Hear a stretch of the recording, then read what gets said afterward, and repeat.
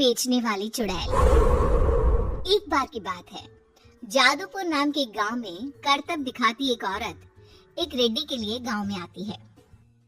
आइए आइए मेहरबान कदरदान, खाइए रोहड़ा के ताजे ताजे केले, कभी खाए नहीं होंगे ऐसे केले, पीले पीले केले खाइए। ये कहकर रोहड़ा हाथों में 4 केले लिए उन्हें सर्कल में जोर जोर से हवा में उछालती हुई करतब दिखाती है, जिसे देखकर आसपास के सारे बच्चे अपने अपने मम्मी पापा से उस औरत के पास जाने की जिद करने लग जाते हैं। पापा ऐसा तो सर्कस में बॉल से होता है ना, ये आंटी तो केले से कर रही है, चलिए ना पापा देखते हैं। रोहड़ा एक पतली सी तार पर चलती हुई केलों से करतब दिखाती है। आते जाते सभी लोग बाहर रुककर उसके करतब देखते हैं और वाह वाही करते नहीं थकते। जैसे ही एक आदमी पास आकर उसे पैसे देने लग जाता है, तब वो कहती है, अरे नहीं नहीं साहब, मैं करतब तो बच्चों के मन को बहलाने के लिए करती हूँ, धंधा तो मेरा केले का है। पीछे देखो मेरी रिड्डी, जो भी मेरे केले खाएगा मेरी तरह चुस्त दुरुस्त और तंदुरुस्त हो जाएगा। पता चलता है क्या कि मेरी उम्र 55 की है। अरे पर ऐसे ठंड के मौसम में कोई केला क्यों खाएगा? ये ऐसे वैसे केला नहीं है साहब, ये शरीर में गर्मी देते हैं, ठंड को दूर भगाए, जो भी रोहिणा के केले खाए। पापा अगर मुझे केले नहीं मिले तो मैं घर नहीं जाऊंगी। तभी उसके पापा कहते हैं कि बेटा केले ठंड में कभी गर्मी नहीं देते, ये सब कहने की बातें हैं, सामान बेचने का तरीका है इनका। पर पिंकी नहीं मानती। मैं केले खाऊंगी। पिंकी की जिद के आगे नत्थू हार जाता है और उसे केले खरीद कर दे देता है। पिंकी खुश होकर केले घर ले आकर खाती है। अब मैं भी करतब करूंगी, कितना मजा आएगा, जादुई केले। पिंकी पहला केला खत्म भी नहीं करती कि वो बेहोश हो जाती है। दूसरे केले से एक काला धुआं आता है और रोहड़ा चुड़ैल बनकर बाहर निकल आती है। मेरे भूतिया केले बच्चे न खाए, ऐसा हो ही नहीं सकता। जादूपुर वालों, कब तक बचोगे? आ गई हूँ मैं रोहड़ा, जिसका कोई नहीं कर सकता सामना। रोहड़ा पिंकी को गोद में उठाकर काले धुएं में कहीं गायब हो जाती है। शाम के वक्त नत्थू घर लौटता है और पिंकी को घर में ना पाकर उसकी माँ से कहता है, माँ पिंकी कहाँ है?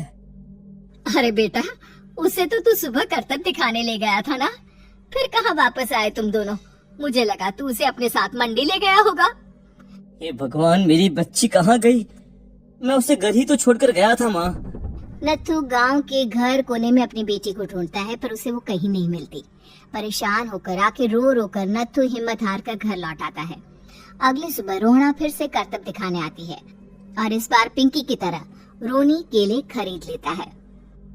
50 रुपए दिए थे पापा ने, सारे पैसों के मैंने केले खरीद लिए हैं। अब मैं भी आंटी की तरह ही करतबबाज बन जाऊंगा। यही सोचते हुए रोनी केले खाता है और पहला अकेला केला आधा खत्म भी नहीं करता कि चुड़ैल उसके सामने आ जाती है। मेरे साथ चलने का समय आ गया है रोनी। ये तो बस शुरुआत है, अब इस गांव के सारे बच्चे धीरे धीरे मेरे कब्जे में होंगे, एक बच्चा भी नहीं बचेगा। ये कहकर रोना रोनी को गोद में लेकर काले धुएं में अदृश्य हो जाती है। इसके बाद हर रोज गांव में से कोई ना कोई बच्चा गायब होता, पर ऐसा क्यों हो रहा है किसी को भी समझ में नहीं आ पा रहा था। रोज की तरह अपनी बेटी पिंकी की तलाश में नत्थू गांव के एक तालाब के पास बैठा रो रहा था। कहाँ गई मेरी पिंकी? शकुंतला के जाने के बाद एक वही तो मेरा सहारा थी। अरे उसकी आत्मा कोस रही होगी मुझे कि मैं अपनी बच्ची को संभाल भी नहीं पाया। नत्थू ये कहता हुआ रो ही रहा था कि तभी तालाब में से उसे शकुंतला की आवाज सुनाई देती है। कहाँ थी तुम शकुंतला? हमारी बच्ची और सारे गायब हुए बच्चे रोहड़ा के कब्जे में हैं। वो बच्चों को जो केले देती है उससे बच्चे बेहोश हो जाते हैं और उसके कब्जे में आ जाते हैं और वो उन्हें ले जाकर काली दुनिया में ले जाती है। पर वो ऐसा क्यों कर रही है? ये मैं नहीं जानती, पर उस दुनिया का रास्ता मैं आपको बता सकती हूँ। जहाँ ये नदी खत्म होती है वहाँ एक केले का पेड़ है, उसके नीचे एक दरवाजा है, वहीं से रास्ता जाता है उस दुनिया का। ये कहकर शकुंतला की आत्मा गायब हो जाती है।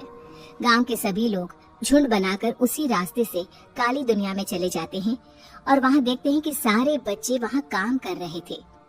पापा मुझे ले चलो यहाँ से। पापा पापा। सभी बच्चे अपने मम्मी पापा से लिपट जाते हैं। तो तुम लोग यहाँ तक आ गए? क्यों हमारे बच्चों को पकड़ लिया तूने? तुझे शिकारी बनाना है तो ले, हम सब आ गए हैं, हमें खा ले। नहीं, मुझे बच्चे चाहिए, मेरे बच्चे के बदले तुम लोगों के बच्चे। क्या मतलब? मैं इसी गांव में रहने वाली एक औरत थी। केले की चोरी के इल्जाम में मेरे बेटे को गांव वालों ने इतना मारा कि वो मर गया। उसी दिन मैंने ठान लिया कि गांव वालों का भी वही हाल करूंगी।